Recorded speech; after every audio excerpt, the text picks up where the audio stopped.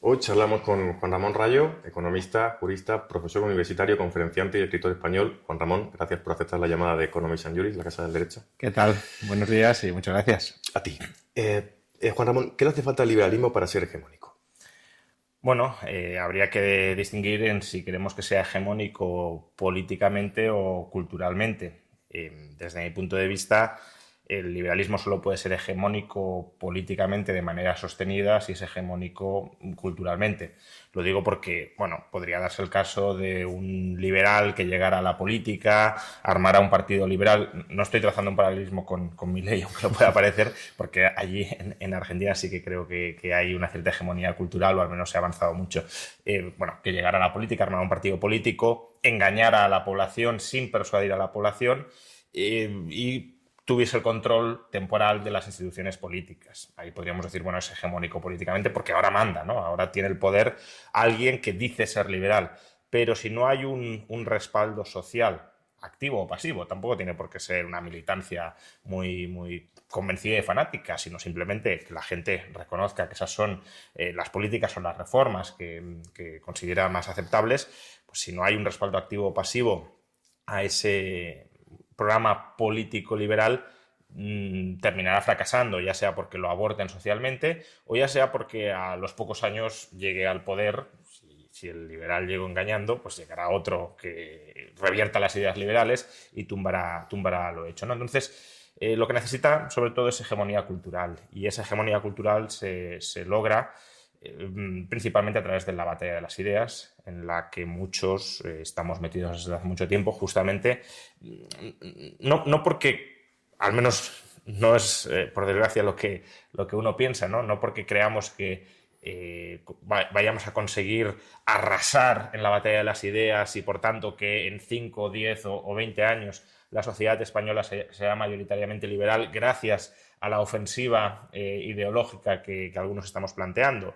No, la batalla de las ideas es algo que avanza muy lentamente, salvo quizá cuando hay pues, momentos cuasi revolucionarios donde la población puede comprar casi cualquier marco ideológico, ¿no? Avanza lentamente, pero hay que hacerla avanzar y sobre todo hay que evitar retroceder, porque hay que perder de vista que los otros también están dando batalla de las ideas o contra batalla de las ideas, con lo cual si tú no combates y los otros sí, pues vas perdiendo terreno y ya no es que no seas hegemónico, es que el antiliberalismo más rampante se vuelve hegemónico.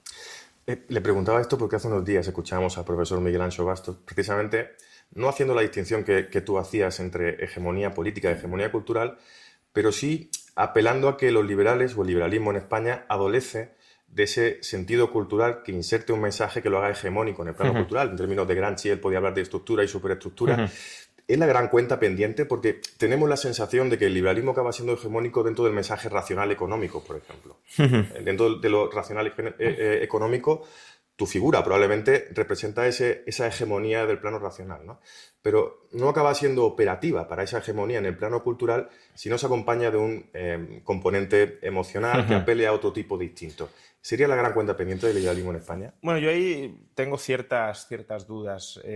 A ver, cuando he dicho hegemonía cultural, claro, la cultura es un término un poco ambiguo, ¿no? No me estaba refiriendo a que tengamos presencia en el mundo del arte, que es el sentido en el que creo que estás utilizando cultura y en el que desde luego lo empleaba Bastos, sino que en las ideas o en la cosmovisión socialmente mayoritaria dentro de nuestra comunidad, que las ideas liberales preponderen, ¿no? Que sea parte de nuestra cultura, por decirlo de alguna manera, o de nuestra idiosincrasia. Lo que tú planteas es interesante, ¿no? Y es cómo conseguir que sea mayoritario o que el mensaje liberal, las ideas liberales, las propuestas liberales calen, penetren y arraiguen dentro de la idiosincrasia de nuestra sociedad. Y estoy de acuerdo en que el mensaje racional no basta, ¿no? Porque políticamente la gente no es racional. No digo que no sea racional porque no sea liberal, cuidado, digo que incluso los liberales tampoco son todos ellos, ni a lo mejor una mayoría, racionales políticamente. La gente en política se mueve muchas veces, primero por una cierta tradición o un cierto sesgo de statu quo, ¿no? Es decir, la gente compra el marco ideológico y moral que es en un determinado momento mayoritario. Y por eso hay sociedades que las vemos y nos pueden parecer aberrantes, ¿no? Incluso sociedades que han podido practicar el canibalismo y que está más o menos socialmente aceptado, y desde nuestra óptica, o el infanticidio, y desde nuestra óptica lo vemos como una aberración, pero probablemente si nosotros nos hubiésemos criado en esa sociedad, lo habríamos normalizado y no lo veríamos como un atentado moral, ¿no? ¿Por qué? Pues porque nos criamos en comunidad, la moral es, o una forma de definirla, es las reglas mayoritarias dentro de esa comunidad, y tendemos a aceptarlas porque la comunidad nos impone también una cierta sumisión a esas normas para poder funcionar. Entonces, políticamente arrastramos el statu quo. En el franquismo casi todos eran franquistas, bueno, salvo la oposición, por supuesto, pero que había una masa mayoritaria de franquistas. Hoy todos son demócratas. Si en el futuro hubiese una nueva dictadura de izquierdas o de derechas que se consolidara, muchos terminarían abrazándola, porque, ya digo, se compra o se tiende a abrazar lo que hay. Luego hay minorías que se rebelan, ¿no? Pero se compra lo que hay. Y luego tenemos sesgos a la hora de razonar políticamente. Nos dejamos llevar en muchos casos por nuestras emociones morales. Esto es la obra de Jonathan Haidt, creo que en este sentido es muy interesante, de cómo tendemos a racionalizar lo que sentimos emocionalmente. No es que las emociones contaminen la razón, sino que la razón es instrumental muchas veces a las emociones. Y luego, además, también nuestros intereses pues, influyen. Me puede interesar unas determinadas ideas crematísticamente e intento justificarlas racionalmente. Entonces, cuando votamos o cuando tenemos un planteamiento, muy pocas veces somos 100% racionales. En el sentido de imparciales, objetivos, buscando información que contraste la otra. Al contrario, tendemos a buscar validar lo que ya creíamos, y lo que ya creíamos puede venir. Sesgo de confirmación. Sesgo de confirmación, pero claro, confirmamos lo que ya creemos, y lo que creemos viene, pues eso, de la tradición, del statu quo, de nuestras emociones racionalizadas, de nuestros intereses, etc. Entonces, sí, tiene sentido que queramos dar la batalla en frentes más emotivos, pero aquí yo haría una distinción. La izquierda, y aquí estoy utilizando el término un poco laxamente, pero para que nos entendamos. El intervencionismo, ¿no? Bueno, las concepciones, si lo queremos, totalitarias de la sociedad o colectivizadoras de la sociedad, tienen eso, una visión donde la política ha de penetrar y ha de sojuzgar y someter todas las expresiones sociales, ¿no? Lo personal es político significa que no hay ámbitos no políticos, y por tanto todo queda sometido a la decisión política, que es la expresión de la voluntad de la comunidad desde su punto de vista. Entonces, para esta visión ideológica, el arte, por supuesto, también es una esfera de poder, y donde hay que dar la batalla política para conquistar el poder. Por tanto, no ven el arte como una expresión pues, de humanidad, sino como una forma de manipular al otro. Y yo creo que el liberalismo no tiene que caer en esa visión totalizadora de la sociedad, lo cual no significa que no pueda haber arte hecho por personas liberales, o incluso que una parte del arte, no todo él, ni muchísimo menos, pero una parte del arte se pueda utilizar en la batalla política. Pero querer subordinar el arte a la visión ideológica creo que es algo que los liberales no deberían hacer. Que además hace que no acabe siendo arte, porque si el arte es un instrumento y está prostituido para un fin último, es propaganda, no claro, es arte. Sería el arte como algo espurio, que no responde a una necesidad genuina o individual de una expresión. Exacto, de expresar lo que... Hombre, a ver... Libre, ¿no? A ver, el arte lo que busca es expresar los sentimientos o las emociones o incluso la visión del mundo que tiene uno. En ese sentido podríamos decir que las emociones políticas también se pueden convertir en arte, pero digamos, plantear una especie de plan político ideológico para colonizar el arte con visiones liberales, creo que nos acerca más a esa visión totalizadora o totalizante de la sociedad que a una visión de promover la autonomía individual en todos los ámbitos. Sí, pero se genera en la confrontación de ideas, lo que mucha gente llama lucha por la hegemonía, una asimetría desde el punto de vista de que lo que tú denominabas izquierda movimientos totalizadores o colectivizadores de la sociedad instrumentalizan lo público para insertar un mensaje, mientras que el sector privado parece que no da pábulo o no genera un conducto válido para poner en entredicho esa hegemonía que, como diría Gramsci, es la superestructura, es la antesala del poder material, ¿no? Entonces, ante esa asimetría, estar desvalido de herramientas, ¿qué se puede hacer? Pero es una asimetría que se da en muchos ámbitos. Por ejemplo, los liberticidas no tienen ningún problema en utilizar la censura, censurar opiniones que sean contrarias a la suya, por ejemplo, opiniones liberales, y en cambio los liberales no podemos ni queremos censurar opiniones que sean contrarias a la nuestra. Por tanto, claro, en ese ámbito, cuando ellos tienen el poder, tienen herramientas para arrinconarnos y para acallarnos, y cuando los liberales tengan el poder, si es que lo tienen en algún momento, no tendrán esas herramientas o no querrán utilizarlas para acallar a la disidencia política. Por tanto, es una asimetría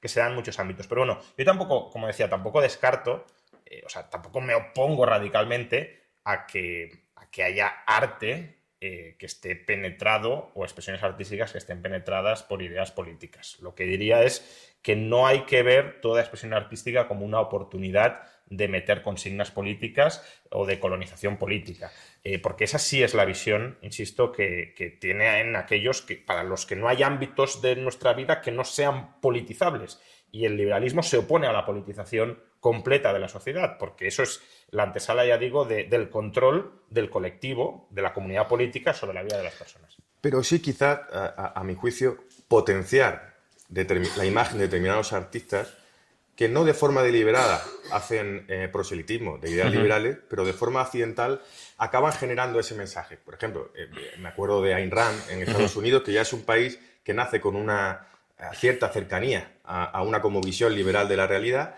En España es muy difícil identificar una figura en ese sentido. Sí. Me recuerdo a Zetangana, por ejemplo, que parece ridículo, pero es un cantante que, si escucha sus letras, no hace apología, pero accidentalmente sí promociona ideas liberales. Sí, vamos a ver. Yo creo que Ayn Rand está rozando lo que yo diría una politización activa del arte, ¿no? Porque sus novelas en realidad son ensayos novelados.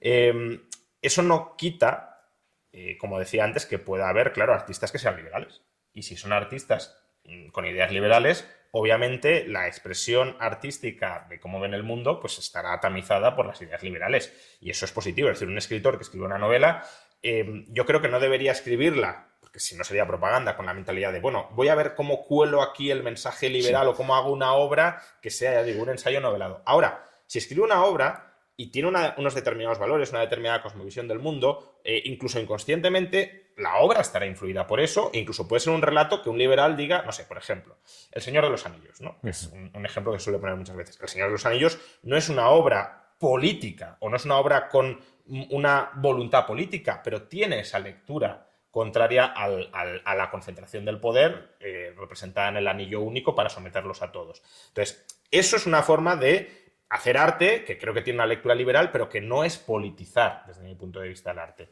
Y creo que hay que ir más por ahí que a crear cohortes de artistas que en realidad sean activistas políticos metidos artistas. También sería muy difícil identificar si la intención del autor es deliberada, por supuesto, o accidentalmente consigue ese fin, ¿no? El de politizar a la sociedad. A mí también recuerdo, por ejemplo, La Guerra de la Galaxia, que aparentemente es una obra inocente, pero que tiene un esquema basado en Joseph Campbell, El héroe de las mil caras, etc. Y accidentalmente también produce un efecto que en su momento fue moralizador para la sociedad, ¿no? Por tanto, es muy difícil también delimitar la intención activa del autor, ¿no? Claro. Yo estoy hablando más, estoy reflexionando en voz alta más para los artistas. Es decir, cuando decimos, tiene que haber artistas liberales, claro, ahí parece que estamos exhortando a la gente a que se meta a hacer arte con finalidad propagandística. Y el que se mete a hacer arte con finalidad propagandística sabe que lo está haciendo. Entonces, yo lo que diría es, no os metáis a hacer arte con finalidad propagandística, salvo que... O sea, la propaganda política también tiene su lugar en sociedad, no es que la quiera proscribir, ni muchísimo menos, pero que, desde luego, el objetivo no sea que todos sean propagandistas, ni muchísimo menos, porque eso arrincona al arte. Entonces, que haya liberales que hagan arte, fantástico.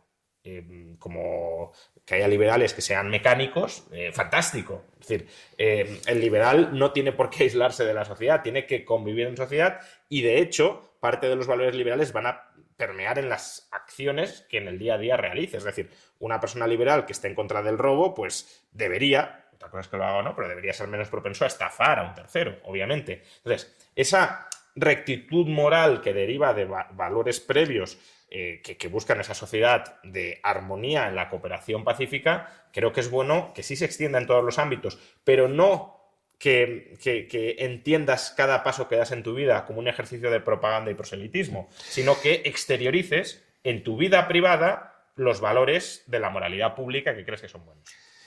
¿Y quién se ve impelido y a través de qué instrumentos para que alguien en su esfera privada, digamos, que predique con el ejemplo? Eso es. Resumiéndolo, y así se genera un impacto material mayor a través de la materialización de las ideas, ¿no? Yo creo que no hay que... Quizá hay quien echamos en falta que un think tank, bueno, sí, o algunos think tanks, no, como decíamos, de forma deliberada instrumentalicen o prostituyan el arte con un fin proselitista, pero sí que potencien la imagen de determinados artistas para que sea claro y evidente una lucha por la hegemonía en el plano cultural, porque esa rectitud moral a veces nos lleva a estar desvalidos de herramientas con las que jugar una batalla totalmente asimétrica. Sí, eso podría ser un camino que yo creo que no es especialmente peligroso, es decir, resignificar obras de artistas y darles una lectura liberal, alertando de que esa no tiene por qué ser la intención del artista, y de que a lo mejor caben también otras interpretaciones posibles, pero que podemos entender una determinada aventura, una determinada epopeya desde la perspectiva liberal y que además se pueden extraer lecciones desde una perspectiva política, pues lo que he dicho antes del Señor de los Anillos, por ejemplo, pues creo que sí que es una faceta valiosa, ¿no? Y algo que los think tanks podrían hacer. Al final es la reflexión del arte como expresión humana desde la perspectiva política liberal, siendo conscientes, insisto, de que no todo el arte es político, pero bueno, al final es como buscar ejemplos del día a día donde se expresan los valores liberales intuitivamente o inconscientemente por la gente, ¿no? Pues cuando estoy comprando y vendiendo y el otro no está estafando al otro ni le intenta oprimir, sino que los dos salen ganando, bueno, pues los que hacen ese ejercicio no están pensando voy a hacer una transacción y voy a mostrar qué buenos liberales somos. Obviamente no. Ahora, que desde fuera podemos verlo y decir, fijaos, aquí están operando valores consustanciales al liberalismo pacíficamente. Pues bueno, eso se puede hacer en el arte, claro. Arrimar el concepto de liberalismo a cuestiones que a lo mejor materialmente se dan de forma espontánea. Eso es. Es decir, no de forma deliberada hacer una novela en la que el funcionario es una persona malvada, pérfida. O sí, pero no con la intención de, oye, voy a hacer una novela antiestado, que también pueden tener su lugar, pero que el arte es mucho más que eso, claro. Entendemos que sí, pero sí, una vez que está el ejemplo hecho en el ámbito del arte, acercarlo al concepto de liberalismo para que se entienda y que el liberalismo gane influencia utilizando o empleando esas obras. Por ejemplo, en el Instituto Juan de Mariana, en ocasiones hemos hecho pases de fragmentos de películas que pueden tener una interpretación liberal o que ilustran algunas de las ideas que tenemos los liberales. ¿Eso significa que esas películas son ejercicios de propaganda libertaria? No. De hecho, a lo mejor esa escena fue totalmente casual, fue un retrato pues, lo que decías del funcionario. Claro, si hay una película donde se muestra un funcionario que no trabaja o un funcionario que, la película de Asterix y Obelix, cuando en las 12 pruebas que se enfrentan a la burocracia estatal, ¿eso es una denuncia consciente por parte del autor de los peligros de la burocracia? Probablemente no. ¿Que puede servirnos para ilustrarlo? Perfectamente. Claro. Tampoco lo sabemos. Había un intento deliberado por parte del autor. Es la mística del arte, ¿no? Sí, totalmente. Pero imaginemos que no. Eso no nos impide mostrar y decir, oye, que esto es una escena de nuestro día a día que todos, quizá exagerada, pero que todos hemos vivido cuando nos relacionamos con la administración. Lo vemos aquí expuesto y hasta cierto punto ridiculizado. ¿Por qué es ridículo cuando te planteas el fondo del asunto? Desde esa rectitud moral que se suele predicar dentro del liberalismo, que por supuesto tampoco es algo seguro, ¿no? No hay que... Las personas somos seres torcidos, ¿no? Es sacralizar una ideología, por así decirlo. No nos permitiríamos, de forma instrumental, hacer una novela en la que el empresario sea alguien virtuoso o un trabajador ahorrativo sea alguien espectacular, ¿no? Y el funcionario sea alguien pérfido, pero en cambio eso que tú denominabas movimientos totalizadores de la sociedad o colectivizadores sí generan siempre el relato de que el empresario es alguien malo, de que el trabajador ahorrativo es alguien a eludir, quieran acabar con los sueños de la gente. La gente no puede, por ejemplo, depositar su esperanza en que el trabajo le lleve a tener un buen fin. Totalmente. Y aquí esta identificación en la que sí entiendo que se debería hacer algo por una cuestión también de responsabilidad para con nuestras ideas. Sí, ahí se puede combatir intelectualmente, es decir, que eso es falso, o también recurrir a contraejemplos artísticos que, claro, idealmente no deberían ser o haber sido creados expresamente con ese propósito. Por ejemplo, al profesor Bastos le gusta mucho recomendar novelas de la Inglaterra victoriana porque ahí, sin una finalidad apologética, simplemente describiendo cómo funcionaba la sociedad de ese momento, pues se constatan valores como el ahorro, como la capitalización de ese ahorro, el interés compuesto, el trabajo duro, la rectitud moral Capitalismo, trabajo duro y ahorro. Ahorro y sí. Entonces, bueno, creo que también podemos buscar esos contraejemplos que en la esfera más artística combatan la propaganda, porque, bueno, a lo mejor es una novela que no tenía esa finalidad propagandística, pero que expresa pues una visión del mundo de alguien de izquierdas que se pone a novelar, también puede ser, claro. Entonces, bueno, pues sea propaganda, o sea, una visión no propaganda deliberada, pero que se instrumentalice como propaganda desde la izquierda, pues claro, hay que intentar combatirlo buscando contraejemplos, ya sea reales o artísticos, si existen, que muy probablemente existan, porque, quiero decir, las manifestaciones artísticas a lo largo de la historia de tantísima gente, seguro que a poco que busquemos encontraremos contraejemplos valiosos a los que aporta la izquierda. Seguiría hablando contigo largo y tendido del concepto de hegemonía en relación con las ideas liberales, pero me gustaría también cambiar de tercio para que haya espacio para otras cuestiones. Juan Ramón, ¿eres demócrata? Depende de qué entendamos por demócrata. Si me planteas si soy demócrata en el sentido de considerar la democracia un fin en sí mismo que legitima la voluntad del pueblo como criterio último de toma de decisiones, no. Es decir, la democracia totalizante, que sería el caso, creo que es del todo repudiable. Otra cosa es demócrata como forma de organización para la toma de decisiones restringida en ciertos asuntos que son inherentemente comunitarios. Pues, por ejemplo, lo que se suele poner la democracia cantonal suiza, ¿no? O, no sé, imaginemos que vivimos en una urbanización y en una comunidad de vecinos y hay que tomar una decisión, pues, qué pasa con la calle, qué pasa con el ascensor, qué pasa con la iluminación. Ahí creo que sí tiene mucho sentido la votación democrática y que todos tengan voz a la hora de expresar su punto de vista sobre algo que les atañe directamente a todos. Ahí sí. Ahora, eso significa que hay que colocar la voluntad arbitrariamente agregada, además, ¿no? Porque no existe una forma objetiva y razonable de agregar voluntades. Hay que colocar la voluntad agregada del demos por encima de la autonomía personal para vivir su vida respetando la vida de los demás. Radicalmente no. Hablabas de Suiza, de la democracia consensual, yo creo más cercano al concepto de democracia radical, ¿no? Participativa, claro, o deliberativa. Sí, pero en ámbitos muy pequeños y muy estrictos, no nacionales, claro. Es también, para mí, uno de los grandes debates, ¿no? El cómo conciliar un ideario como el liberal con el concepto de democracia que, aprovechando también hablando de hegemonía, se ha consolidado como un término totalmente hegemónico al que nadie puede renunciar. La democracia... En Occidente, porque fuera de Occidente no es así. La democracia que concibes como liberal, como minarquista, es una democracia que salvaguarda ya de por sí una serie de derechos, entendemos que naturales, ¿no? Que son el derecho a la propiedad, el derecho a la vida y el derecho a la libertad. ¿Sería ese el esquema sobre el que ha de sentarse la democracia? Pues ese es el esquema mínimo. Es decir, obviamente la voluntad de la mayoría no debería atentar contra la capacidad de agencia mínima del ser humano en su interacción con otros seres humanos, que es en esencia de lo que estamos hablando. El vive y deja vivir.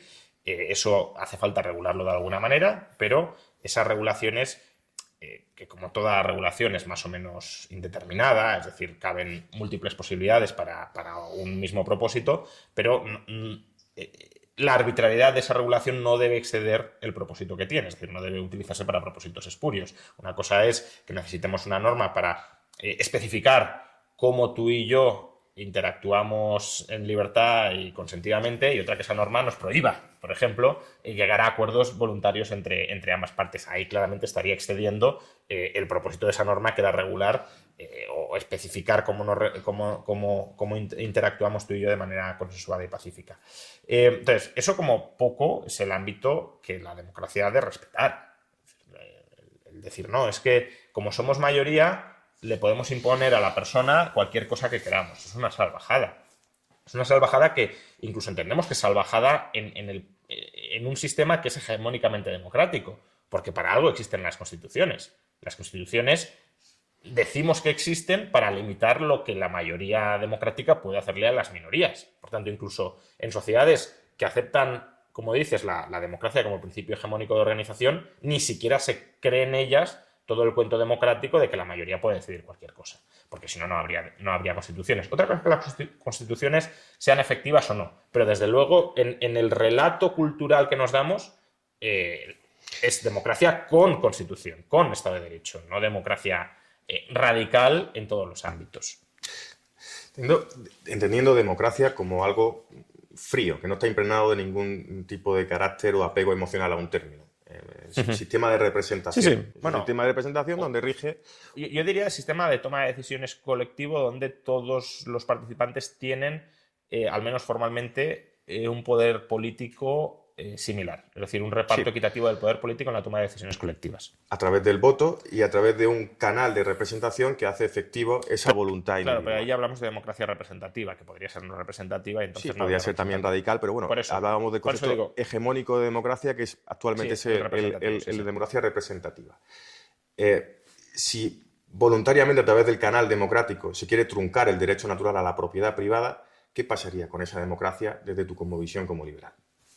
Pues que sea una democracia que Tocqueville llamaba tiranía de la mayoría. Es decir, sería la mayoría atentando contra los derechos de las minorías. Que la menor minoría es el individuo. Por si lo queremos plantear de otra manera, ¿no? Porque como hay gente que no compra, y es parte del debate en la esfera pública, ¿no? Hacerles ver la importancia que tiene, pero como hay gente que no compra el derecho de propiedad como un derecho consustancial al ser humano, pongámoslo en otros términos donde intuitivamente el 99% de las personas si lo ven, es decir, si ven que hay cosas que no se pueden hacer o que la democracia no puede hacer. Una democracia que mayoritariamente votara por aniquilar a determinadas minorías étnicas o votara por aniquilar niños recién nacidos o por darle el derecho o el privilegio, mejor dicho, a una persona para que mate a niños recién nacidos, creo que todos más o menos entenderíamos que eso es una salvajada que atenta contra el derecho natural. Pero se puede dar en términos democráticos. Claro, por eso. Entonces, incluso hoy, donde la mayoría acepta la democracia como sistema de organización política casi divino, esas personas que lo aceptan te dirían que existen ciertos límites que la democracia no debería sobrepasar. Pues bien, esos límites es lo que algunos llamamos derechos naturales. Claro, ¿cuáles son esos límites? Pues esos límites deberían ser, de nuevo, los indispensables para salvaguardar la capacidad de agencia de cada persona en sus interacciones con las demás, sin anular, es decir, respetando esa misma simétrica capacidad de agencia del resto. Y formulando esos derechos naturales, entiendo que de forma negativa, como un dejar de hacer. Claro, efectivamente.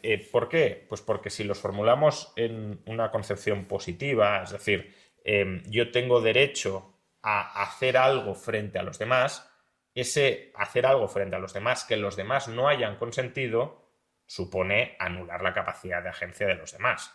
Es decir, tú eres libre de hacer cualquier cosa que no anule la capacidad de agencia del resto. Y claro, eso significa yo no puedo iniciar la violencia o usar la violencia contra ti, yo no puedo esclavizarte, yo no puedo imponerte obligaciones, es decir, que tú tengas que hacer algo a mi favor que tú no hayas consentido.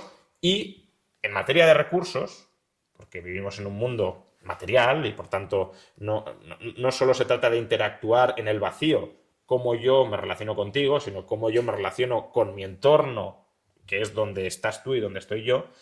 En materia de relaciones individuales con el entorno, ahí es donde tiene cabida el derecho de propiedad. Es decir, jurídicamente llamaríamos la ocupación, ¿no? de un bien. Eso pasa a ser propiedad de la gente en el sentido de que él puede hacer con eso lo que desee y los demás han de respetarle a cambio de que yo también deba respetar la propiedad que tú pacíficamente has adquirido. Eso nos da o nos permite configurar esferas de autonomía individual dentro de una sociedad que no son incompatibles, que esto mucha gente es lo que no termina de ver, con la cooperación social, ¿no? Porque hay veces que la gente confunde el liberalismo con atomismo social y con aislamiento, egoísmo. Aislamiento y ruptura de los vínculos sociales, y no tienen nada que ver. Una cosa es que yo no esté obligado a relacionarme contigo y otra es que no quiera y no vaya a relacionarme contigo. Al contrario, porque la cooperación siempre tendría que venir dada por la voluntad de la persona que la ejerce y no determinada por la coacción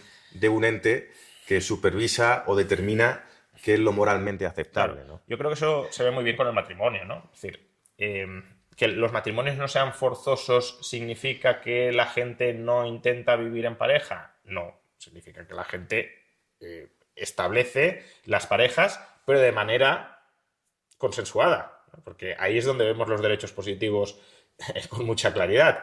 Que yo tenga derecho a tener pareja no significa que yo pueda obligar a una persona a que sea mi pareja, porque ahí estaríamos pisoteando, obviamente, el derecho de esa persona a no querer emparejarse conmigo.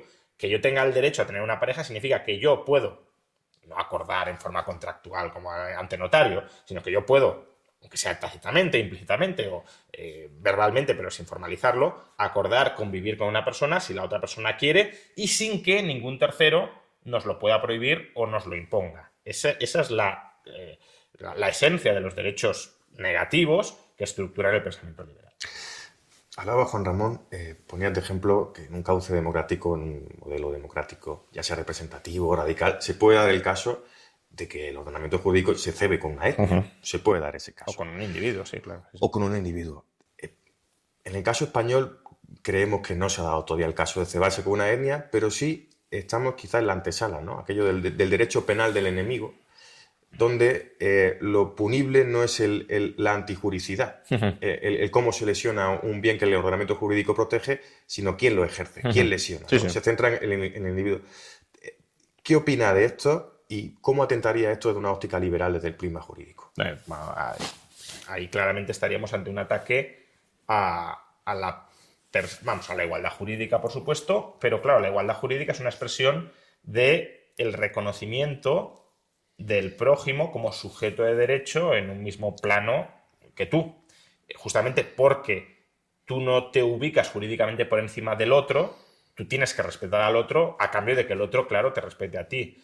Cuando dejamos de perseguir las acciones antijurídicas que sean impersonales, en el sentido de con independencia de quién comete esas acciones impersonales, y pasamos a perseguir a las personas, o a personas concretas, mejor dicho, por las características de esas personas concretas, les estamos en el fondo denegando su estatus de sujeto de derecho o al menos degradando su estatus de sujeto de derecho. Estamos generando, si lo queremos, ciudadanos de diversas categorías o de diversos rangos sociales, una especie de sociedad testamental donde los que forman parte... Claro, en España no ha habido persecución étnica porque tampoco hay una diversidad étnica especialmente marcada donde eso se pueda dar, pero sí puede haber persecución contra determinados grupos sociales por su ideología, por su fe, y eso, desde luego, en mayor o menor medida sí se ha dado, no hasta quizá el punto de hablar, ni muchísimo menos, de limpieza o de persecución sangrienta de esos grupos, pero de ir restándoles derechos y de ir colocándoles en una posición de subordinación jurídica, por supuesto que sí, incluso por cuestiones de género o sexuales, eso lo vemos con absoluta claridad. Entonces, eso es un retroceso en el marco jurídico liberal, porque, como digo, en lugar de considerar a las personas sujetos de derecho, las considera, en muchos casos, objetos de derecho de aquellas personas que toman el poder y que socialmente toleramos que puedan ejercer ese poder de una forma que conculque los derechos naturales de los demás. Juan Ramón, precisamente hablabas en tu respuesta de la igualdad ante la ley, apelando a nuestro ordenamiento jurídico, al artículo 14 de la Constitución española, y conectándolo con el concepto de hegemonía. También es hegemónico que aquellos movimientos totalizadores o sociabilizadores hayan hegemonizado el término igualdad. Claro, se refieren al término igualdad, a la igualdad material de los seres humanos, es decir, el derecho natural está supeditado a unas precondiciones materiales que hagan posible, por ejemplo, el acceso a la vivienda o a la educación pública, que desde luego es algo moralmente deseable, pero materialmente improbable si no se da un marco de libertad para que se genere esa riqueza. ¿No se podría también hacer algo, por ejemplo, para ocuparse de intentar hegemonizar o luchar la batalla de esos términos y defender abiertamente la igualdad ante la ley, que no la igualdad material? Sí, por supuesto. En parte creo que se hace, ¿no? Por ejemplo, cuando Milei, uno de sus caballos de batalla más claros es contra el término justicia social, que ni es justicia ni es social. Entonces, por supuesto, hay que atacar esta apropiación terminológica, esta resignificación de los términos desde la perspectiva antiliberal que han hecho los antiliberales. En el caso de la igualdad material es una forma de atacar la igualdad ante la ley, porque significa que determinadas personas les damos el derecho o el privilegio de que ataquen la libertad y la propiedad de otros para igualarlos materialmente. No es una igualación, como decías, material que se haya producido a través de la libre voluntad, el libre pacto, la libre cooperación, la libre transferencia de bienes entre personas. Es una igualación que se ejerce mediante, o se consigue mediante violencia que legitimamos o toleramos socialmente de unos sobre otros. Te quito a ti que tienes mucho y te lo doy a ti que tienes menos, con el objetivo de igualaros materialmente. ¿Ya? Pero ¿por qué a mí, por qué mi derecho de propiedad o mi libertad personal pasa a valer menos que el de otros? Porque a mí me ejerces la violencia y al otro no. Pues ahí claramente vemos que la igualdad ante la ley, la igualdad jurídica, el igual trato entre todas las personas, igual trato procedimental, ¿no? Esta es una idea muy importante de Nozick, de la igualdad se consigue en el procedimiento de aplicación de las normas, es decir, que todo el mundo frente a las normas sea igual. No se consigue en el resultado final de la aplicación de esas normas. Lo que hay que rectificar no es, pues, si el procedimiento que seguimos es justo, el resultado final, prima facie al menos, será justo porque se ha ajustado al procedimiento.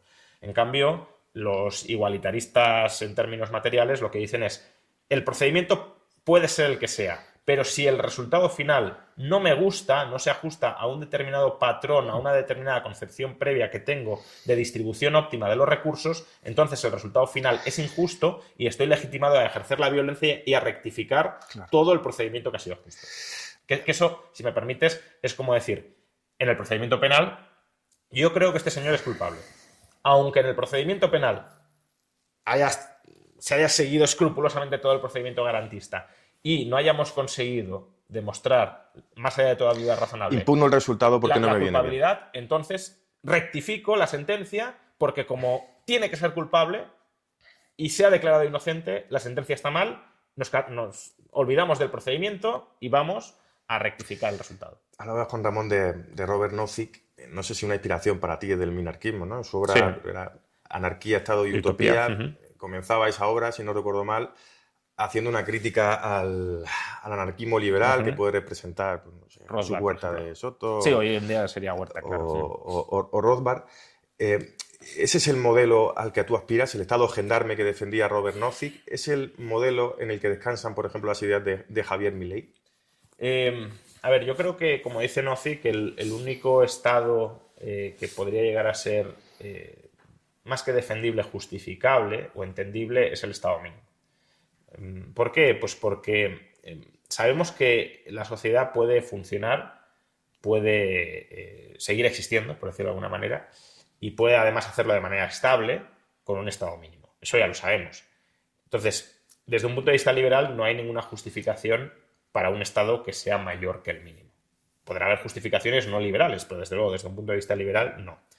Ahora, ¿podemos prescindir totalmente del Estado? Eso es lo que nadie tiene claro porque no ha habido experiencias históricas al respecto, aun cuando a lo mejor no las haya habido, y eso lo tomaríamos en principio como una prueba de que no es posible, pero también tengamos en cuenta que la tecnología va cambiando y nuevas tecnologías posibilitan nuevas formas de organización sociales que a lo mejor antes no eran factibles. Entonces, el razonamiento de Nozick a mí me parece interesante en el sentido de que él de alguna manera intenta demostrar que existe una tendencia inexorable a que, aunque partamos de una situación anárquica, se termine consolidando incluso de manera más o menos consensuada o pseudo-consensuada un Estado mínimo, pero creo que no es ni mucho menos la demostración definitiva y eterna de que esa tendencia deba ser así. Entonces, a mí me gusta distinguir entre que también lo hace Javier Milei, entre anarquismo filosófico y anarquismo político.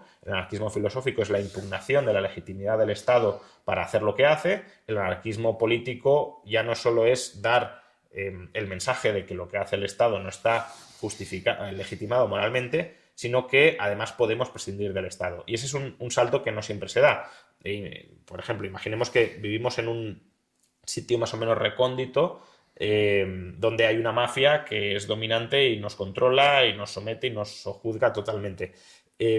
Uno podría decir, lo que hace esta mafia es ilegítimo. Ahora, ¿podemos realistamente prescindir de esta mafia? No, no hay forma de que nos liberemos. Por tanto, si la mafia va a seguir estando ahí, intentemos que sea lo menos intrusiva posible sobre nuestras vidas, que a lo mejor ese sí es un objetivo más realista. Ahora, si pudiésemos prescindir de la mafia, si pudiésemos prescindir del Estado, obviamente el anarquista filosófico daría el salto al anarquismo político. Yo creo que Javier Milei, si no recuerdo mal, hizo esas declaraciones cuando aún era contertulio en un programa de televisión, la televisión argentina. Creo que distinguía entre anarquismo filosófico y anarquismo político para distinguir entre lo posible y lo ideal, ¿no? Entre lo posible, una idea más posibilista de la política que te lleva a aceptar la base del Estado para poder, al igual que un socialista, ir desmontando la base del capitalismo, pues un anarquista revertir ese proceso, ¿no? Ir liberalizando la sociedad. Pero Robert Nozick, creo que en esa obra... No, él lo justifica, sí, claro. No lo justifica, pero es que puede que tenga razón, en el sentido de que al final puede que sea el Estado el único que garantice, mediante una organización, la salvaguarda de esos derechos naturales, ¿no? Sí, podría ser, podría ser. Es decir, yo creo que eso es algo que está abierto a la investigación. Creo que Nozick no da la última palabra, pero tampoco es imposible, ni mucho menos que tenga razón. Pero de nuevo, a lo mejor tiene razón en un contexto siglo XX, pero a lo mejor en un contexto siglo XXI o siglo XXII no lo tiene. Por ejemplo, Michael Huemer dice, imaginemos que el Estado suizo desaparece. ¿Realmente pensamos que la sociedad suiza involucionaría en una especie de guerra civil de todos contra todos? ¿O que más o menos se mantendría una cierta armonía social, un cierto funcionamiento más o menos organizado, aún sin Estado? Pues hombre, en el caso de Suiza, yo creo que no es del todo inverosímil pensar que ese último escenario se pudiese dar. Entonces, tampoco trataría de absolutizar esta idea de siempre, en todo lugar, en toda época, el Estado es el único mecanismo para mantener el orden social. No creo que esté claro. Si no te he interpretado mal, y corrígeme, lo tecnológico, y aquí la visión tradicional marxista sí puede ser funcional o útil, ¿no? Sí, acaba precipitando los grandes cambios históricos y modificando la estructura de poder. Lo tecnológico puede acercarnos a ese modelo radical de representatividad, a partir del término democracia, para que en tiempo real haya una deliberación acerca del destino común de las cosas, el destino material. Aquí, por no comprar ni mucho menos la tesis marxista en su totalidad, creo que lo tecnológico puede ser condición necesaria, pero desde luego no es condición suficiente. Es decir, una sociedad tecnológicamente capacitada para vivir sin Estado, pero que tenga una mentalidad mayoritariamente estatista, será una sociedad con Estado. Entonces, si dentro de la tecnología incluimos también la moral, que no deja de ser una tecnología social para coordinarnos, aunque el marxismo no la entiende como tal, porque la colocaría, o al menos el marxismo clásico, sí, la colocaría en la superestructura, pero si dentro de la tecnología incluimos la moralidad, ahí sí, claro, si tenemos una moralidad mayoritariamente libertaria y además tenemos otras herramientas sociales que nos permiten, por ejemplo, coordinarnos a la hora de defendernos contra aquellos que nos quieren oprimir establemente, ¿no? Los bandidos estacionarios de Mancur Olson, pues sí, claro, si tenemos capacidad para organizarnos y defendernos frente al agresor y además entre nosotros aceptamos que pues, una moralidad mínima de yo no te puedo a ti someter, esclavizar, robar, etcétera, pues ahí sí que sería posible en ese contexto, que no es el actual, una sociedad sin Estado. Pero como lo que el Estado sujeta al final es un imperativo ético, como el derecho a la vida, el derecho a la libertad y el derecho a la propiedad privada, aunque lo tecnológico precipite un mayor cauce de representatividad, siempre tendrá que estar sujeto de forma uniforme en la salvaguarda de esos derechos. No sé si me explico. No. Es decir, vale, pues lo siento. Voy a intentar reformularlo. En un mundo, en el siglo XXII, en el que la tecnología nos permita prescindir de la idea del Estado, o a priori prescindir de la idea del Estado. ¿Cómo se unifica el canal con el que, mediante la tecnología, se pueda ejercer esa deliberación para el destino de las cosas? Bueno, pero es que tú tienes un montón de comunidades que no son estatales y donde sí se ejerce esa deliberación. Pero dentro de esa deliberación, fuera de un marco que, por ejemplo, salvaguarde la libertad y la propiedad privada, puede que exista que se atente precisamente contra la propiedad de la libertad. Por eso decía, si la tecnología nos permite defendernos frente a un agresor externo, que hoy no es... Es decir, hoy el problema, ¿cuál puede ser? El ejemplo que te ponía antes de Suiza. Si en Suiza desapareciera el Estado, ¿los suizos empezarían a matar entre sí? Probablemente no. Ahora, ¿puede venir un Estado extranjero, conquistar ese territorio y estatalizarlo de nuevo? Pues creo que eso sería muy viable. ¿Por qué? Pues porque a lo mejor los suizos son incapaces de y eso que Suiza sería el país candidato a una organización espontánea militar más rápida para defenderse, ¿no? Porque justamente no tienen ejército permanente, sino que la población está más o menos armada y entrenada para repeler ese tipo de agresiones. Pero ¿podría Suiza defenderse? Probablemente no. Entonces, hoy tecnológicamente, aunque los suizos quisieran prescindir del Estado, que tampoco quieren, no podrían hacerlo porque evolutivamente tenderían a ser reestatalizados. Ahora, si a través de alguna tecnología futura, como puede ser quizá la IA, ¿no? Por ejemplo,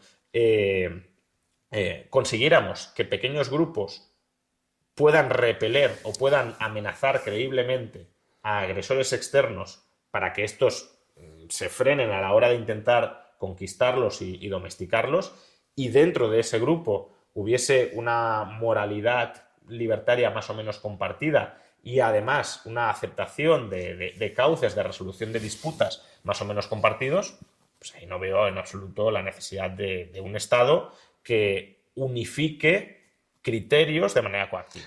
No los unificaría de manera coactiva, pero sí, obviamente, si la libertad se formula en términos negativos, coactivamente ha de introducirse un elemento corrector que impida claro. que se produzca una lesión al bien jurídico a proteger, que en este caso es la vida, ¿no? Claro, entonces, pero ese elemento protector del derecho socialmente compartido no tiene por qué ser un Estado.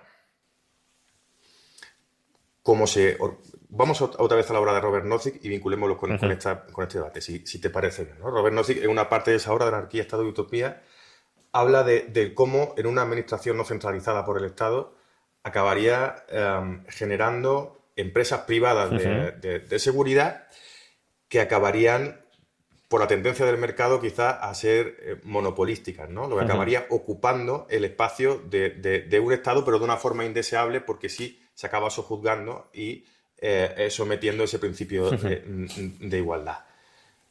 Esta cuestión al final se sujeta sobre un tema moral, por lo tanto la tecnología nunca afectaría, entiendo, a esa situación que tú planteas. La tecnología.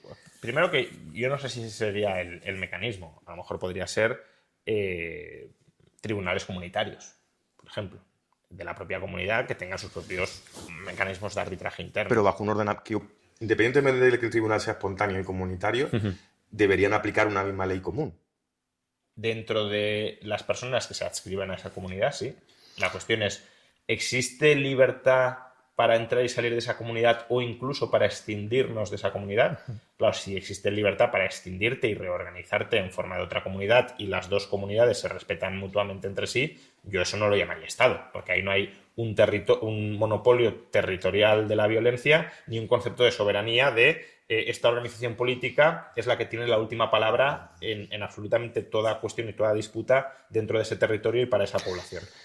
Y si la adscripción voluntaria de esos ciudadanos a ese ordenamiento jurídico voluntaria y libremente aplicado por tribunales provinciales, pongamos por caso, decide agredir a la infancia, por ejemplo, a los niños? Sí, claro, pero ahí podrías tener una comunidad no estatal, pero no libertaria, desde luego. No estatal, no libertaria, pero se puede dar el caso de que se atente contra el derecho a la vida. Ya se dan muchísimos. O el derecho a la libertad. Ya se dan muchísimas comunidades tribales, por ejemplo, internacionales.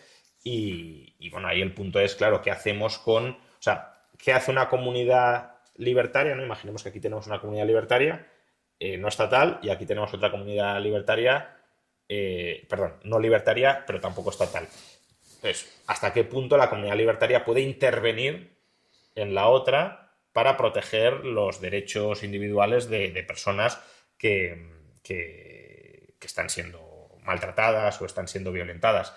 Yo creo que ese es un debate relevante que trato muy por encima en Liberalismo, en el último capítulo de Liberalismo, sobre las intervenciones militares entre comunidades cuando están justificadas.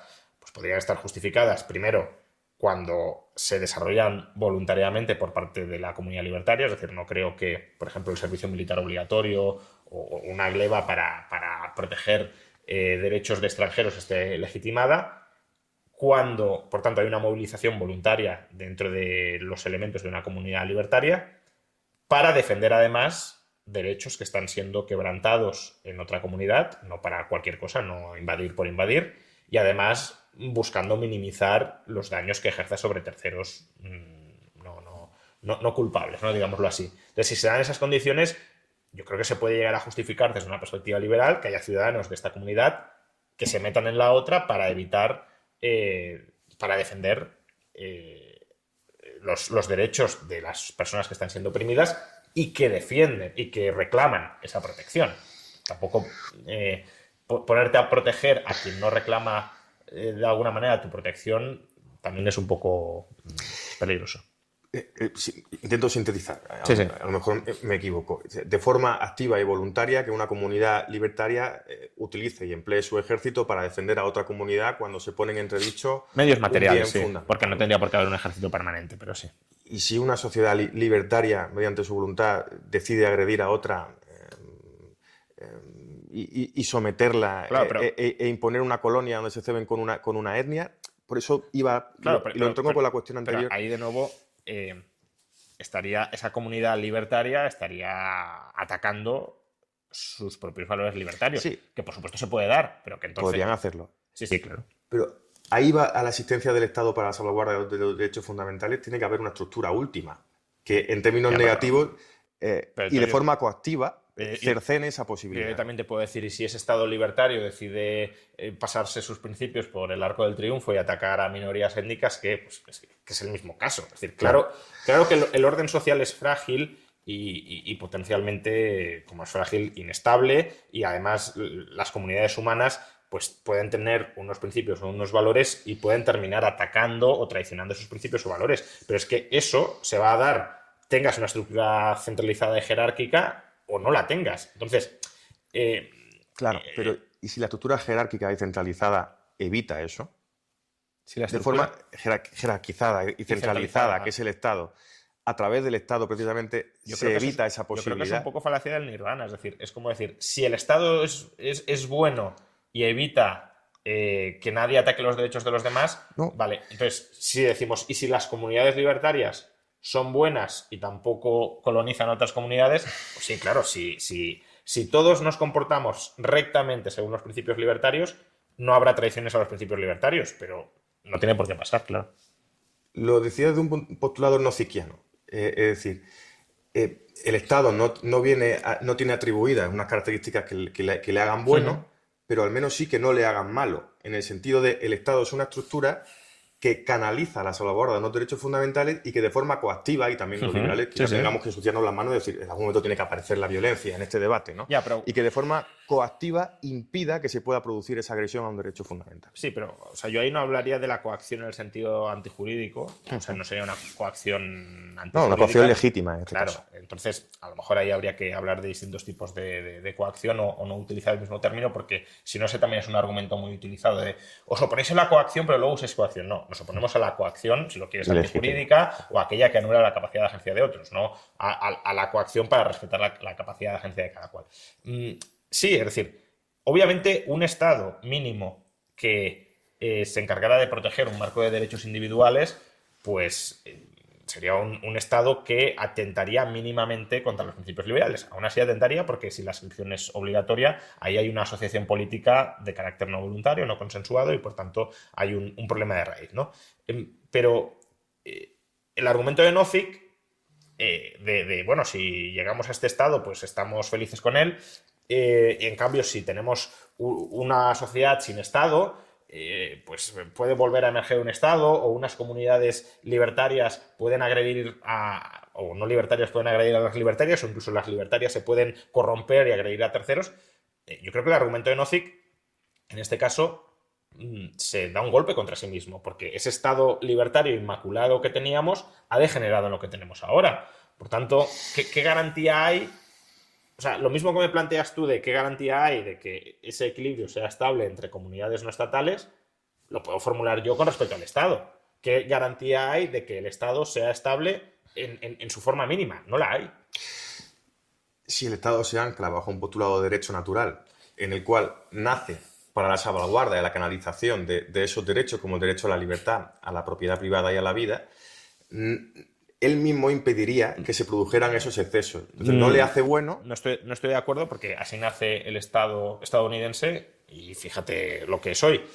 Y lo mismo te puedo decir de la comunidad libertaria. Si esa comunidad libertaria no estatal nace bajo principios de derecho natural, etcétera, pues también se debería anclar. Y tú mismo reconoces, y es cierto, que no se tiene por qué anclar. Pues lo mismo para esa comunidad no estatal que para el Estado. Es decir, los incentivos de corrupción moral y de degeneración moral con respecto al origen creo que se pueden dar en cualquier organización política. Y de hecho, lo que habría que debatir no es si se pueden dar o no, que claramente sí, sino qué incentivos organizativos o institucionales tiene cada marco para acelerar o frenar esa corrupción moral.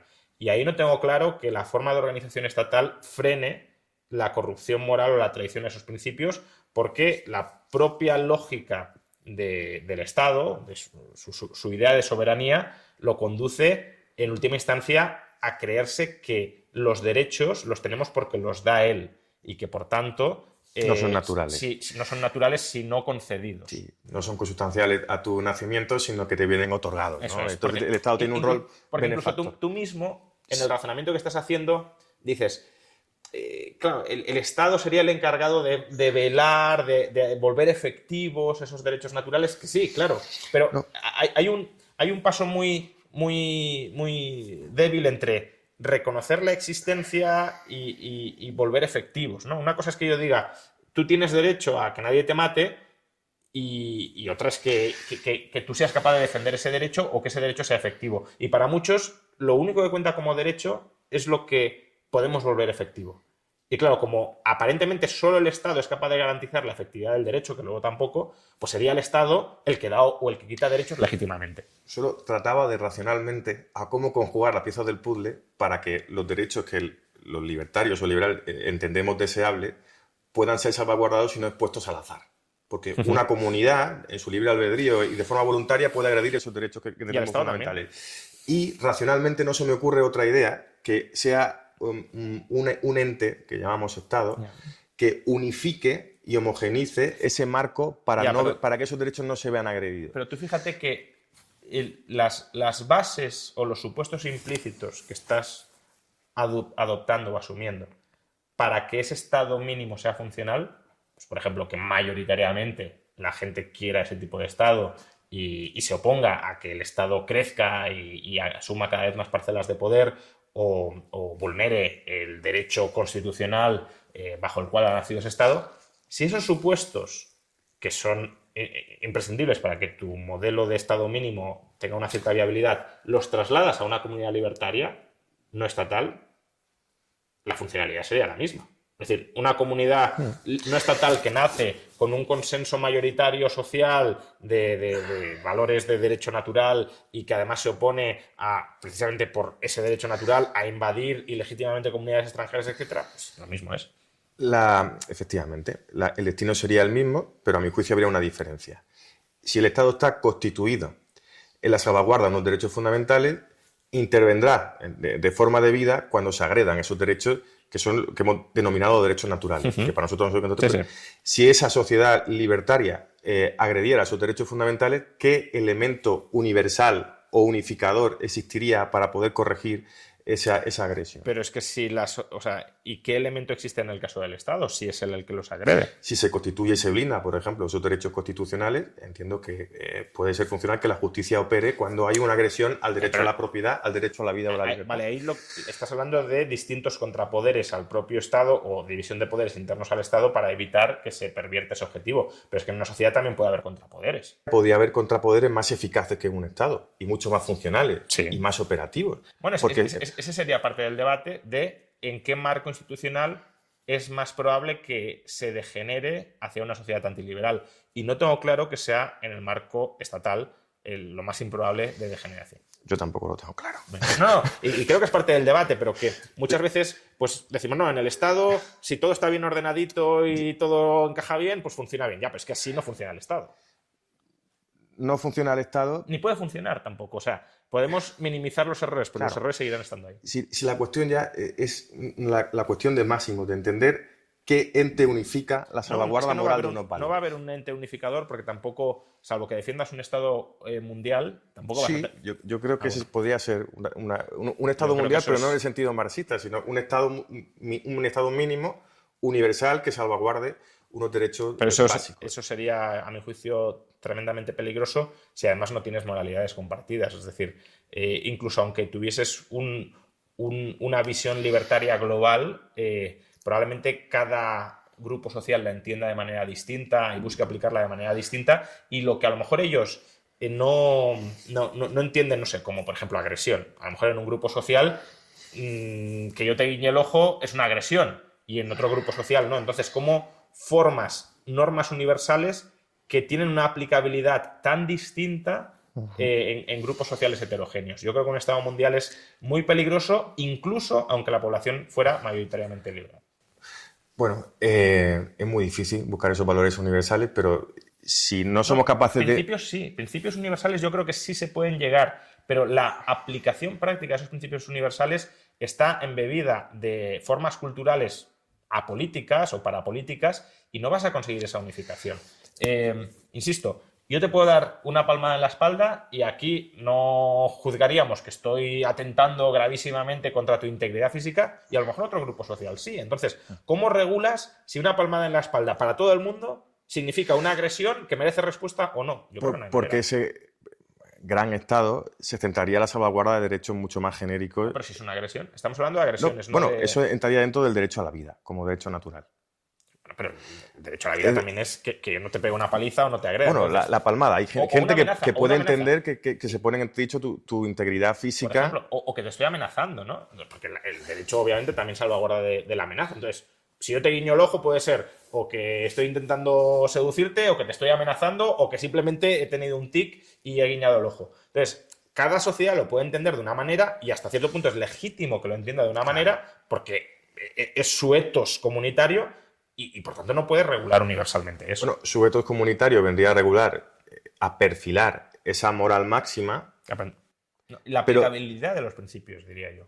Ya no la moral máxima, sino cómo aterrizas y regulas en derecho positivo, ¿no? Porque ahí sí que hay derecho positivo, cómo regulas sobre el derecho positivo esos principios de derecho básico universal. Que tienen que ver con cómo cada comunidad tiene su etos, como tú decías, y perfila cada uno de esos derechos que salvaguarda. Eso es. Pero sí se puede crear un marco donde todo gire en torno a ese derecho natural, si entendemos que es natural, porque si no hay un mal diagnóstico del derecho natural. No, pero el marco puede ser universal y que tengas entes políticos fragmentados, ¿no? A Bastos ahí le gusta mucho citar el caso de la Edad Media, que tenías pues una moralidad católica mayoritaria, pero no tenías una Europa unificada políticamente, sino que esa moralidad católica mayoritaria pues era compartida por unidades políticas muy diversas. Precisamente, seguiría también hablando contigo de esta cuestión, te quería hablar del catolicismo. ¿Consideras que la izquierda está impregnada de valores católicos y que las ideas liberales, por ejemplo, obedecen a un imperativo de ética protestante, por ejemplo? No creo que eso sea así. Es decir, no creo que quepa vincular ni el liberalismo, sobre todo si lo desarrollamos más o menos de manera científica, por decirlo de alguna manera, ¿no? Como una filosofía política reflexiva y que además busca su contraste con la realidad. No creo que el liberalismo se diseñe, se descubra, podríamos decir, ¿no? Porque el derecho natural, muchos autores dicen que se descubre y hasta cierto punto creo que es así, pero bueno, se descubra o se diseñe pensando en su vinculación con un único marco cultural, ¿no? Y ahí Rawls no es un autor que me entusiasme en muchas cuestiones, pero creo que ahí Rawls sí tiene mucha razón de ser, de que hemos de buscar principios políticos que sean compatibles con visiones culturales o religiosas muy diversas. Entonces, decir, la izquierda es católica, al menos la izquierda tal como yo la concibo tiene poco de católica, aunque culturalmente puede haber estado atravesada por algunas ideas católicas, pero desde luego sus valores últimos no lo son, y tampoco que el liberalismo sea protestante, aunque muchos así lo quieren hacer ver, pero justamente, incluso desde un punto de vista, si lo queremos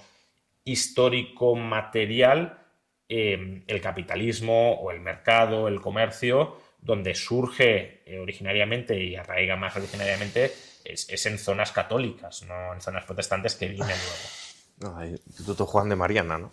Sí, bueno, aunque ahí también es controvertido porque hay muchos que dirán que Juan de Mariana no era liberal y desde luego no era liberal en un sentido moderno, es decir, él no se reconocería ni muchísimo menos como pero liberal. sí librecambista, quizá. Bueno, partidario del comercio desde luego, pero tampoco a lo mejor lo ideologizaría. Pero, de nuevo, que tú formes parte de una escuela filosófica siglo XVI, siglo XVII, cuando aún no existía como tal el liberalismo político desarrollado filosóficamente, no significa que tú en esa filosofía que estás defendiendo no puedas encontrar muchas ideas que hoy en retrospectiva sí son compatibles con el liberalismo, o incluso que dentro de un marco, digamos, tradicionalista como el que podía tener Mariana, abogues por una apertura y por una mayor autonomía del individuo y un reconocimiento de los derechos de ese individuo, que eso es algo que, por supuesto, el liberalismo compra, aunque no compre otras ideas. O por regular la inflación o limitarla, ¿no? Por supuesto, y ya si vamos a temas económicos, con más claridad incluso. Le hacía la pregunta del catolicismo porque sí hay una cierta mitología, ¿no? Que arrima a la izquierda al catolicismo y protestantismo. Depende. A la derecha o liberalismo. Desde el punto de vista de la izquierda te dirá que el liberalismo, pues claro, está en la derecha y por tanto está con los sectores religiosos y que en España el sector religioso mayoritario es el catolicismo y por tanto que los liberales son del Opus Dei y cosas similares, ¿no? Entonces, es verdad que hay otros que sí que buscan vincular... Bueno, en su momento sí lo fueron, ¿no?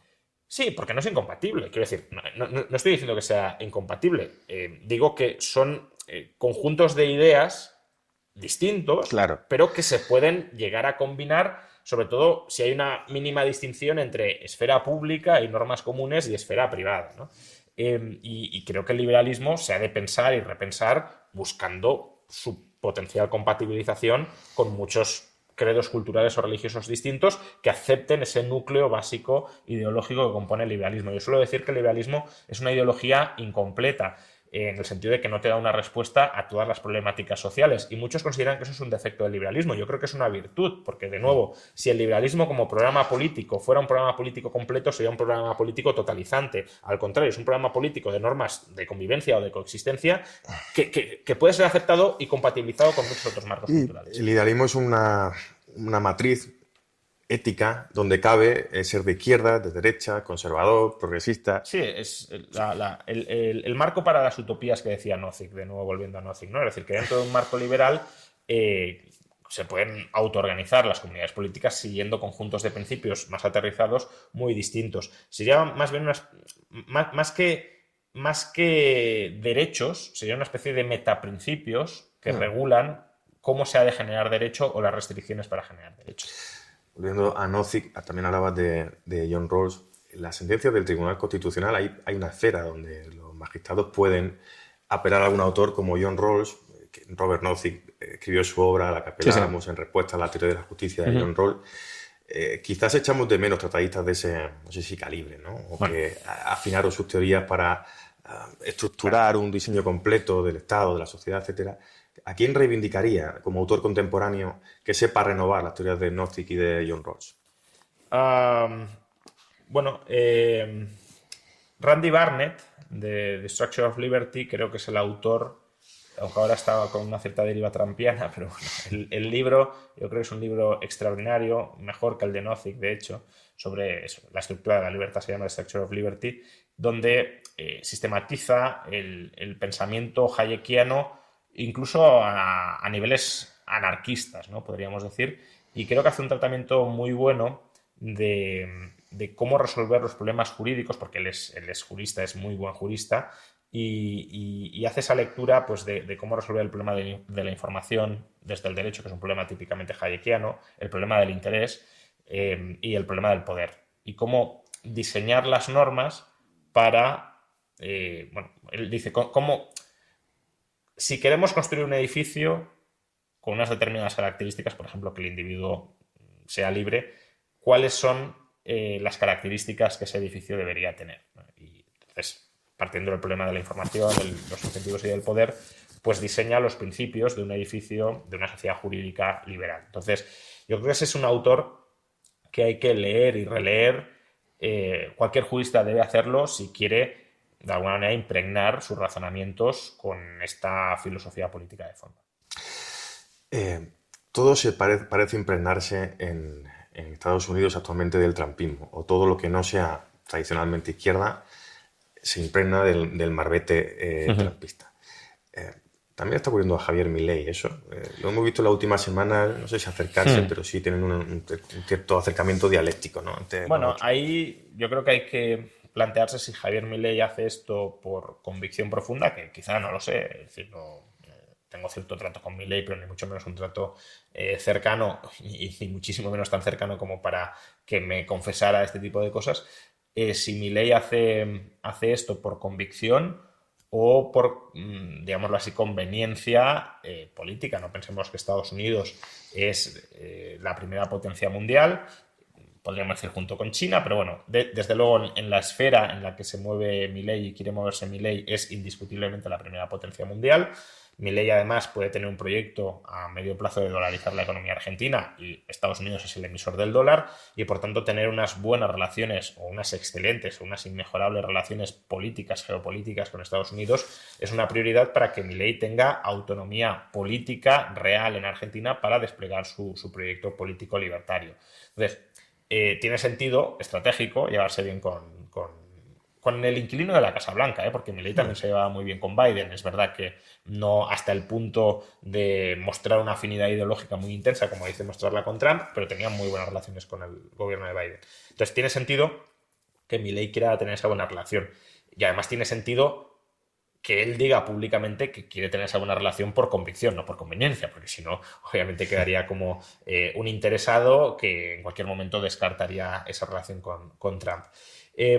También tiene sentido que un político, digo sentido político, no estoy justificándolo desde un punto de vista pues, imparcial o externo, también tiene sentido que un político intente arrimarse al caballo ganador y de nuevo resignificar ese caballo ganador. Es decir, cuando Javier Milei dice la guerra comercial de Trump tiene un propósito en última instancia liberalizador, no sé si se lo cree o no, tampoco sabemos cuál es el objetivo de Trump, o sea, podría tener razón, pero no sé si se lo cree o no, o simplemente quiere, de alguna manera, decir, no, es que, aunque estamos viviendo un movimiento político contra la globalización, en realidad esa no es la tendencia hegemónica de nuestro tiempo. La tendencia hegemónica de nuestro tiempo es el libre comercio enmascarada por esta estrategia para avanzar hacia más libre comercio. Entonces, todo eso desde un punto de vista político lo entiendo. Me preocuparía más si de verdad las ideas profundas de Javier Milei se asimilaran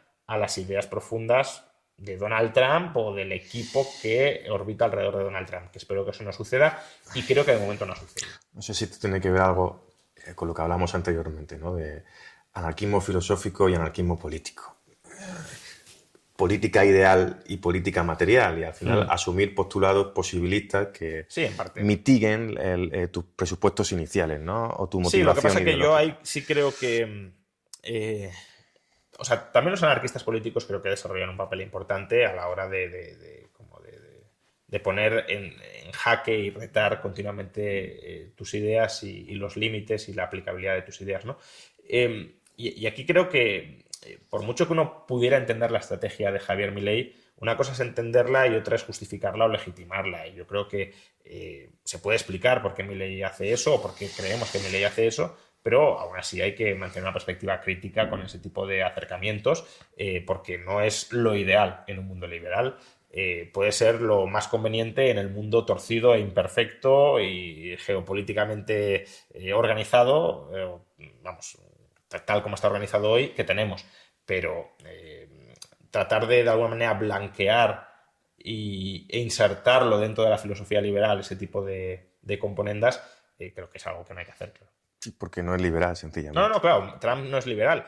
Entonces, claro, acercarte a alguien que no es liberal y decir que comparte sus ideas, pues en cierto modo parecería que perviertes las tuyas. Otra cosa, insisto, es que yo creo que Milei sí tiene bastante claras cuáles son sus ideas y por mucho que muestre de cara a la galería una cercanía con Trump, no va a importar las ideas trumpistas en la Argentina, que eso sería lo extremadamente criticable. Juan Ramón, para terminar, no sé si te lo han preguntado en algún tipo de entrevista, ¿qué música te gusta? ¿Qué tipo de cine te gusta? Bueno, alguna vez, no lo sé. Esto liga, ¿no?, un poco con el tema del arte, aunque sin ningún tipo de connotación política, desde luego por mi parte. Y no soy mucho de cine, yo soy mucho de series y especialmente de series de anime. Eso yo creo que más o menos. One Piece.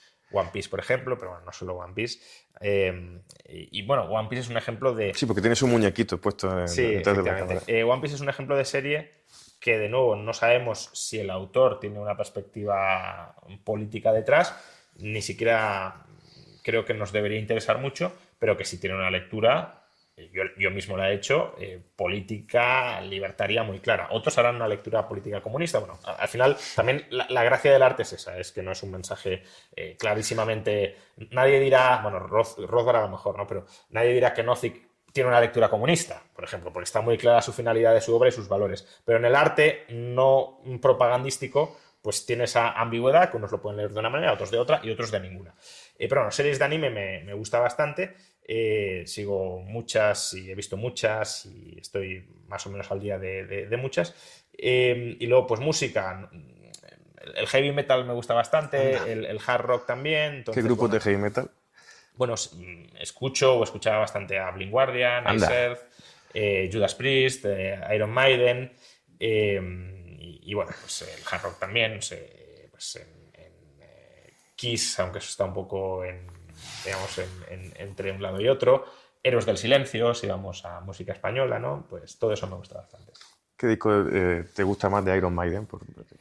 Iron Maiden no es mi grupo favorito. O sea, en heavy metal lo escucho también a través de Spotify, o sea que ahí se mezclan muchos discos, pero por ejemplo en Judas Priest, que sí es uno de mis favoritos, su segundo disco, que se llama Sad Wings of Destiny, es un disco, a mi juicio, extraordinario. Ahí está Breaking the Law, este tipo de temas. Breaking the Law es de British Steel, que es el tercero o el cuarto, si no recuerdo mal.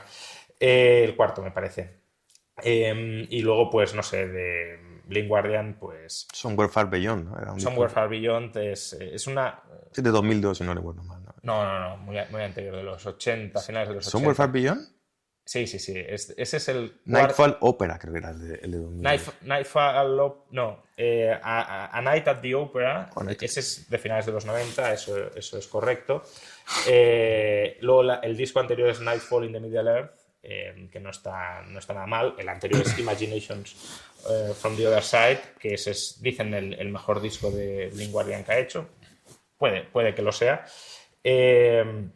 Y el anterior es donde está Somewhere Far Beyond. Far Beyond. Sí.